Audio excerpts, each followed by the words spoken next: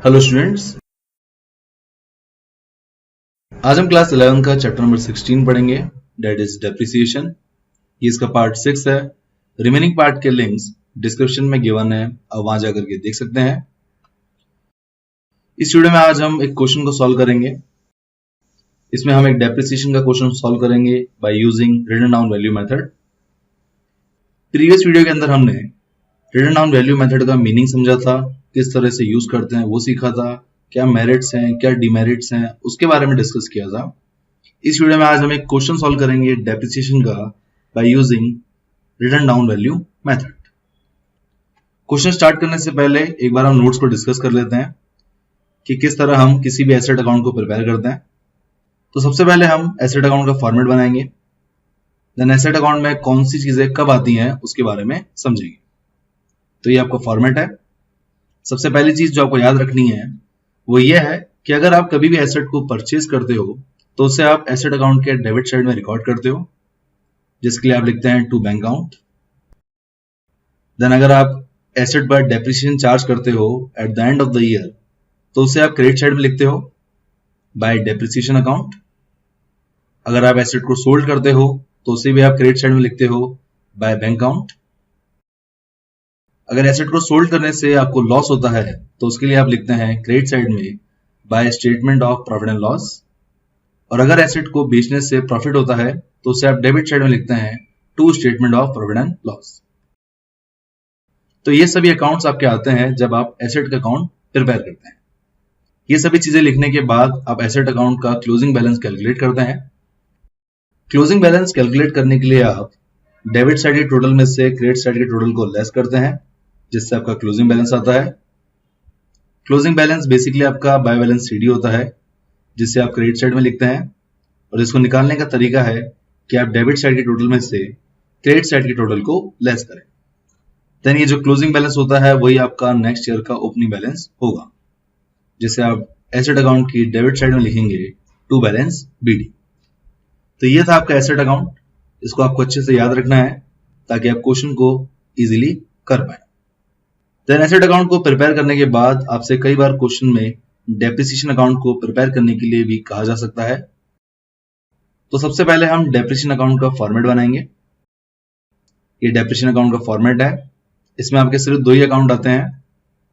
First है कि जो भी आपने डेप्रिसिएशन पूरे साल भर में चार्ज किया है उसे आप डेप्रिसिएशन अकाउंट के क्रेडिट साइड में रिकॉर्ड करेंगे, जिसके लिए आप लिखेंगे टू एसेट अकाउंट। और क्योंकि ये डेप्रिसिएशन आपके लिए एक्सपेंस है तो इसे आप ट्रांसफर करते हैं statement of profit and loss में, जिसके लिए आप क्रेडिट साइड में लिखेंगे by statement of profit and loss. इस तरह आपका डेप्रिसिएशन अकाउंट कंप्लीट होता है। तो ये थे आपके अकाउंट्स जिसमें हमने एसेट अकाउंट और डेप्रिसिएशन अकाउंट के बारे में डिस्कस किया, ताकि हम क्वेश्चन को अच्छे से समझ सकें। नाउ जब भी हम किसी एसेट को सोल्ड करते हैं और उससे अगर आपको लॉस होता है तो उसके लिए आप क्रेडिट साइड में लिखते हैं by statement of profit and loss. और अगर आपको बेचने से प्रॉफिट होता है तो उसके लिए आप एसेट अकाउंट के डेबिट साइड में लिखते हैं to statement of profit and loss. पर किस तरह हम प्रॉफिट और लॉस को कैलकुलेट करते हैं उसके लिए आपको बनाना पड़ता है एक वर्किंग नोट। तो नाउ हम सीखते हैं कि अगर आप किसी एसेट को सोल्ड करते हो तो उसको बेचने पर जो प्रॉफिट होगा या जो भी लॉस होगा उसको किस तरह कैलकुलेट किया जाएगा। तो कैलकुलेट करने के लिए आप बनाएंगे एक वर्किंग नोट जिसकी हेडिंग होगी कैलकुलेशन ऑफ प्रॉफिट और loss on sale of asset. एक सिंपल प्रोसीजर है जिसको फॉलो करके आप इजीली किसी भी एसेट का प्रॉफिट और लॉस कैलकुलेट कर सकते हैं जब भी आप किसी भी एसेट को सोल्ड करें। इसमें सबसे पहले आती है आपकी कॉस्ट, देन उसमें से आप लेस करते हैं डेप्रिसिएशन। कॉस्ट में से डेप्रिसिएशन को लेस करने पर आपकी जो वैल्यू आती है उसे हम कहते हैं बुक वैल्यू और रिटर्न डाउन वैल्यू। फिर आप रिटर्न डाउन वैल्यू में से लेस करते हो सेलिंग प्राइस ऑफ एसेट, जिससे आपका आता है प्रॉफिट और लॉस। अगर आपकी बुक वैल्यू ज्यादा होगी सेलिंग प्राइस से तो आपके लिए लॉस होगा, और अगर आपकी बुक वैल्यू कम होगी सेलिंग प्राइस से तो आपके लिए वो प्रॉफिट होगा। तो ये आपको वर्किंग नोट भी अच्छे से याद रखना है। किसी भी एसेट को सोल्ड करने पर उसमें क्या प्रॉफिट एंड लॉस होता है उसको कैलकुलेट करने के लिए। इस तरह हमारे नोट्स कंप्लीट होते हैं। इन नोट्स को हमने डिटेल में पहले भी डिस्कस किया है। अगर आप प्रीवियस वीडियोस देखेंगे तो उसको मैंने और डिटेल में एक्सप्लेन किया है। हमने उसमें जनरल एंट्रीज को सीखते हुए लीजर अकाउंट्स को प्रिपेयर करना सीखा है कि किस तरह एसेट अकाउंट में कौन सी चीजें कब आती हैं और क्यों आती हैं। तो अगर आपको इन अकाउंट्स को और डिटेल में सीखना है तो आप प्रीवियस वीडियोस देख सकते हैं। नाउ हमने नोट्स डिस्कस कर लिए हैं, अब हम क्वेश्चन को स्टार्ट कर सकते हैं। ये इस चैप्टर का क्वेश्चन नंबर 3 है। क्वेश्चन को आपको अभी पढ़ने की जरूरत नहीं है। डेप्रिसिएशन के क्वेश्चन को सॉल्व करने का सबसे बेस्ट तरीका यह है कि आप सोल्यूशन में सबसे पहले एक लाइन को ड्रॉ करें और क्वेश्चन को साथ साथ पढ़ते हुए उस लाइन पे सभी डिटेल्स लिखें जो भी आपकी क्वेश्चन में गिवन है। तो ये किस तरह करेंगे हम उसको सीखते हैं। सबसे पहले हम सॉल्यूशन के अंदर एक लाइन ड्रॉ करेंगे। नाउ हम क्वेश्चन को रीड करेंगे कि क्वेश्चन में क्या चीजें आपको गिवन है। क्वेश्चन में लिखा है SH limited purchase a machinery on 1st April 2009 at a cost of 8,000 and spent 2,000 on its installation। इसका मतलब है कि एसएच लिमिटेड ने 1 अप्रैल 2009 को एक मशीनरी परचेज की जिसमें मशीनरी की कॉस्ट थी 8,000 रुपए और उसको इंस्टॉल करने के पैसे लग गए 2,000 रुपए।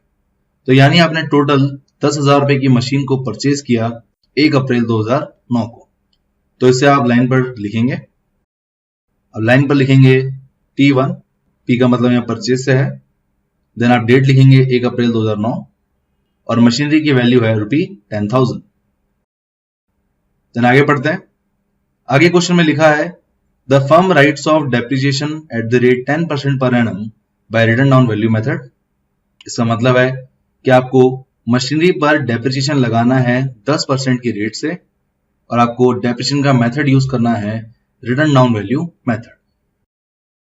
आगे लिखा है show the machine account for 4 years in the books of S H limited. The books are close on 31st March every year. इसका मतलब है कि आपको इस क्वेश्चन के अंदर मशीनरी अकाउंट को प्रिपेयर करना है टोटल 4 साल का और आपके अकाउंट्स क्लोज होते हैं हर साल 31 मार्च को। तो इस इंफॉर्मेशन को हम लाइन पर ड्रॉ करेंगे। हमें 4 साल का मशीनरी अकाउंट प्रिपेयर करना है तो इसका मतलब है कि आपके टोटल 4 फाइनेंशियल ईयर क्लोज होंगे। सबसे पहला आपका फाइनेंशियल ईयर आएगा 2009 से लेकर 2010 का, जिसका मतलब है कि आप 31 मार्च 2010 को पहला फाइनेंशियल ईयर क्लोज करेंगे। देन आपका सेकेंड ईयर आएगा जो क्लोज होगा 31 मार्च 2011 को। Then third financial year 31 March 2012 को and then fourth financial year 31 March 2013 को। तो ये थे आपके टोटल 4 साल जिसमें आपको मशीन के अकाउंट को शो करना है। तो यहां आपने देखा कि मैंने पूरे क्वेश्चन को एक लाइन पे ड्रॉ कर दिया, सभी डिटेल्स को एक लाइन पे लिख दिया। ऐसा करने से आपको यह एडवांटेज मिलेगा कि आपको क्वेश्चन को सिर्फ एक बार पढ़ना पड़ेगा और आप एक बार पढ़ने के बाद इजीली पूरी लाइन को देखते हुए क्वेश्चन को सॉल्व कर पाओगे। ये किस तरह किया जाता है अब उसके बारे में डिस्कस करते हैं। आपको सीखने में काफी मजा भी आएगा कि क्वेश्चन एक बार रीड करना है और रीड करके उसे पूरा लिख लेना है एक लाइन के ऊपर एंड देन सॉल्व करना है। तो सॉल्व करते हैं। सबसे पहले हम मशीनरी अकाउंट का फॉर्मेट बनाएंगे। ये आपका फॉर्मेट है, ये लेजर का फॉर्मेट है जो हम सबको आता है। फॉर्मेट बनाने के बाद अब हम एक एक करके लाइन का यूज करते हुए सभी डिटेल्स को लिखेंगे। तो सबसे पहली डिटेल है कि आपने 1 अप्रैल 2009 को 10,000 रुपए की मशीनरी परचेज की और हम जानते हैं कि जब भी आप किसी एसेट को परचेज करते हो तो उसे आप डेबिट साइड में रिकॉर्ड करते हो। तो आप मशीनरी अकाउंट के डेट कॉलम में लिखेंगे 2009 अप्रैल 1, पर्टिकुलर्स में लिखेंगे टू बैंक अकाउंट और अमाउंट कॉलम में लिखेंगे ₹10,000। देन आपका फर्स्ट ईयर का एंड आ जाएगा यानी 31 मार्च 2010 को आपको अपने अकाउंट्स क्लोज करने हैं और आपको साथ ही साल के एंड में डेप्रिसिएशन भी कैलकुलेट करना है। आपने फर्स्ट फाइनेंशियल ईयर के अंदर अपनी एसेट को पूरे 12 महीने यूज किया है तो यहां पर 10,000 पर आपको पूरे 12 महीने का डेप्रिसिएशन लगाना है।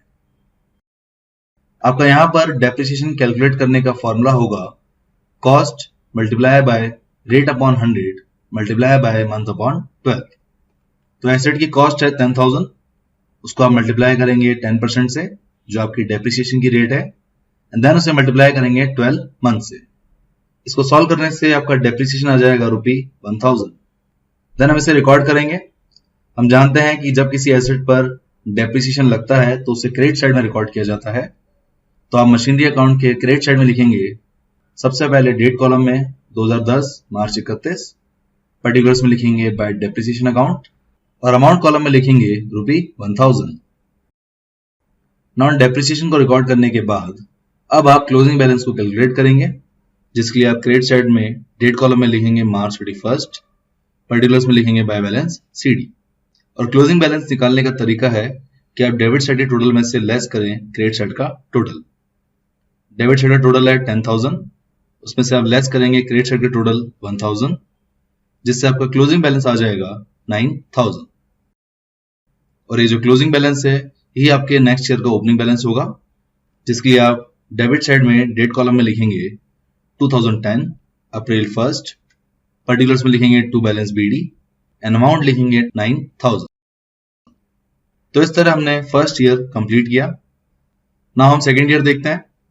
तो सेकेंड ईयर में भी आपने आपकी मशीन को पूरे 12 महीने यूज किया, तो यहाँ पर भी आपका पूरे 12 महीने का डेप्रिसिएशन चार्ज होगा। यहाँ पर आपको जो चीज याद रखनी है वो ये है कि इस बार डेप्रिसिएशन जो कैलकुलेट किया जाएगा वो सेकेंड ईयर की मशीनरी के ओपनिंग बैलेंस पर किया जाएगा, यानी हम डेप्रिसिएशन को 9,000 की वैल्यू पर कैलकुलेट करेंगे। ये यहाँ सबसे इंपॉर्टेंट चीज है। स्ट्रेट लाइन मेथड और रिटन डाउन वैल्यू मेथड में ये मेन डिफरेंस है। स्ट्रेट लाइन मेथड के अंदर हम हमेशा ओरिजिनल कॉस्ट पर डेप्रिसिएशन को कैलकुलेट करते हैं, पर अगर आप रिटन डाउन वैल्यू मेथड का यूज करते हो तो उसमें आपको हमेशा ओपनिंग बैलेंस पर डेप्रिसिएशन को कैलकुलेट करना होता है, जैसे कई जगह बुक वैल्यू भी कहा जाता है। तो आप इस बार डेप्रिसिएशन को 9,000 की वैल्यू पर कैलकुलेट करेंगे। आपकी इक्वेशन बनेगी 9,000 multiply by 10% multiply by 12 months, जिससे आपका डेप्रिसिएशन आएगा 900। इसे आप रिकॉर्ड करेंगे। आप क्रेडिट साइड में लिखेंगे 2011 मार्च 31, पर्टिकुलर्स में लिखेंगे bye depreciation account and amount लिखेंगे 900। देन अगेन हम क्लोजिंग बैलेंस को कैलकुलेट करेंगे, जिसके लिए आप डेट कॉलम में लिखेंगे मार्च 31, पर्टिकुलर्स में लिखेंगे by balance CD and closing balance निकालने के लिए आप डेबिट साइड के टोटल में से क्रेडिट साइड के टोटल को लेस करेंगे,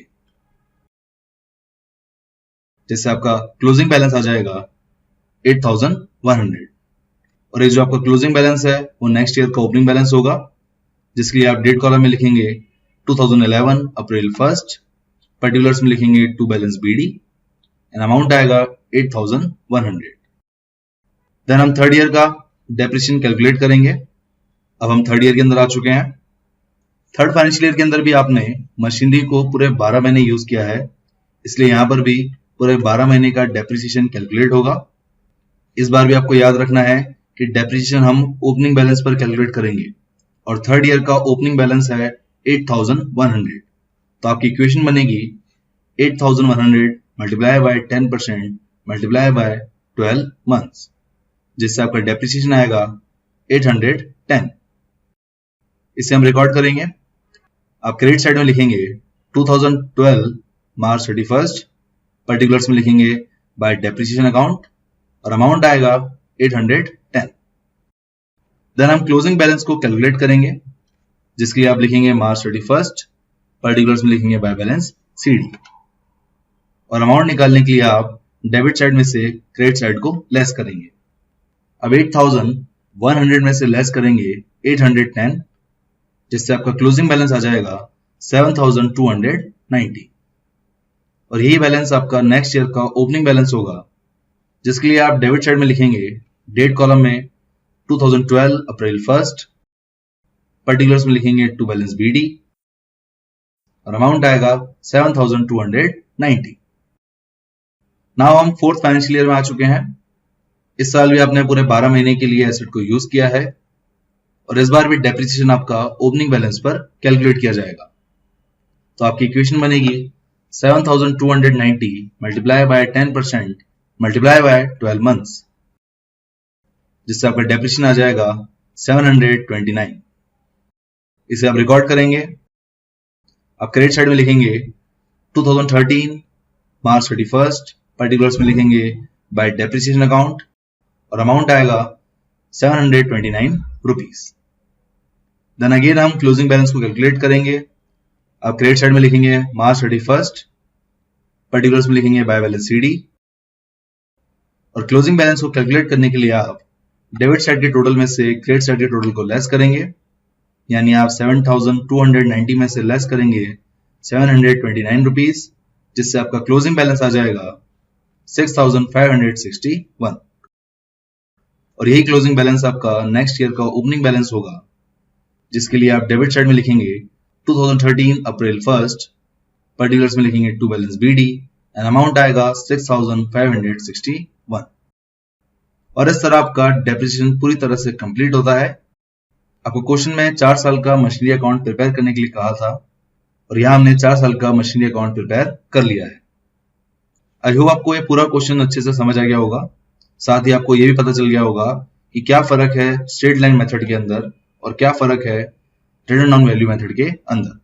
जो मेन चीज आपको याद रखनी है वो ये है कि स्ट्रेट लाइन मेथड के अंदर हमेशा डेप्रिसिएशन कॉस्ट वैल्यू पे लगता है, जितने रुपए में आपने एसेट खरीदी है उस पे लगता है डेप्रिसिएशन, जबकि रिटर्न डाउन वैल्यू मेथड के अंदर हमेशा डेप्रिसिएशन ओपनिंग बैलेंस पर लगता है, जिसे कई बार बुक वैल्यू के नाम से भी जाना जाता है। और इस तरह आपका क्वेश्चन कंप्लीट होता है। साथ ही यहां पर हम डेप्रिसिएशन अकाउंट को प्रिपेयर करना भी सीख लेते हैं, ताकि आपको डेप्रिसिएशन अकाउंट भी प्रिपेयर करना आ जाए। सबसे पहले हम डेप्रिसिएशन अकाउंट का फॉर्मेट बनाएंगे। ये आपका फॉर्मेट है। नाउ हम एक एक करके डेप्रिसिएशन को रिकॉर्ड करेंगे डेप्रिसिएशन अकाउंट के अंदर, और उसे हम ट्रांसफर करेंगे स्टेटमेंट ऑफ प्रॉफिट लॉस के अंदर। तो मशीनरी अकाउंट में सबसे पहले हमने साल के एंड में डेप्रिसिएशन लगाया 2010 मार्च 31 को, जहां की वैल्यू थी 1000। तो ये आपका डेप्रिसिएशन अकाउंट के डेबिट साइड में आएगा। आप डेट कॉलम में लिखेंगे 2010 मार्च 31, पर्टिकुलर्स में लिखेंगे टू मशीनरी अकाउंट, और अमाउंट आएगा 1000, एंड देन इस अमाउंट को हम ट्रांसफर करेंगे स्टेटमेंट ऑफ प्रॉफिट लॉस के अंदर, जिसके लिए आप क्रेडिट साइड में लिखेंगे 2010 मार्च 31, पर्टिकुलर्स में लिखेंगे by statement of profit and loss, और अमाउंट आएगा 1000। इसी तरह हम बाकी के 3 सालों को भी रिकॉर्ड करेंगे, जहां पर आपने 3 साल का डेप्रिसिएशन चार्ज किया है। तो नेक्स्ट है आपका 2011 मार्च 31, जिसमें आपने 900 रुपए का डेप्रिसिएशन चार्ज किया। तो आप डेप्रिसिएशन अकाउंट के डेबिट साइड में लिखेंगे डेट कॉलम में 2011 मार्च 31, पर्टिकुलर्स में लिखेंगे टू मशीनरी अकाउंट, और अमाउंट आएगा 900, एंड देन इस 900 को हम ट्रांसफर करेंगे स्टेटमेंट ऑफ प्रॉफिट लॉस के अंदर, जिसके लिए आप क्रेडिट साइड में लिखेंगे डेट कॉलम में 2011 मार्च 31, पर्टिकुलर्स में लिखेंगे by statement of profit and loss, और अमाउंट आएगा 900।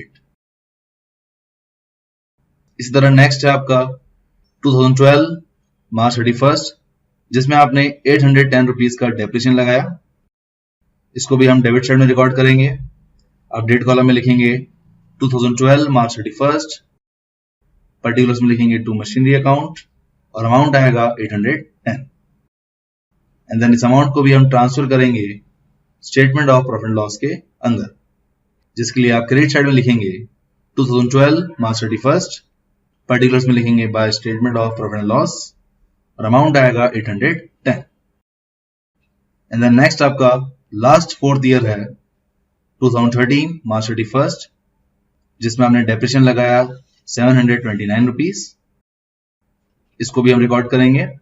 अब डेबिट साइड में लिखेंगे 2013 मार्च 31, पर्टिकुलर्स में लिखेंगे टू मशीनरी अकाउंट, और अमाउंट आएगा 729, और इसको आप ट्रांसफर करेंगे statement of profit and loss के अंदर, जिसके लिए आप क्रेडिट साइड में लिखेंगे 2013 मार्च 31, पर्टिकुलर्स में लिखेंगे by statement of profit and loss, और अमाउंट आएगा 729 रुपीज।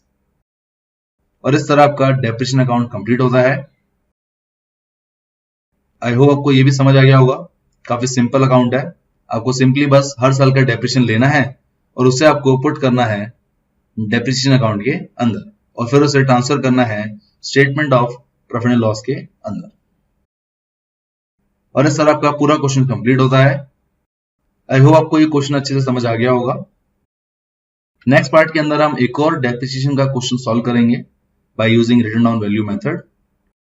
ये क्वेश्चन थोड़ा टफ होगा, पर इस मेथड को पूरी तरह अच्छे से सीखने के लिए एक क्वेश्चन और करना जरूरी है, तो उसको हम पार्ट नंबर 7 में करेंगे. So thank you guys for watching this video. अगर ये वीडियो अच्छा लगे तो प्लीज लाइक कीजिए. For more videos subscribe my channel success eat and click on the bell icon for daily updates. Thank you.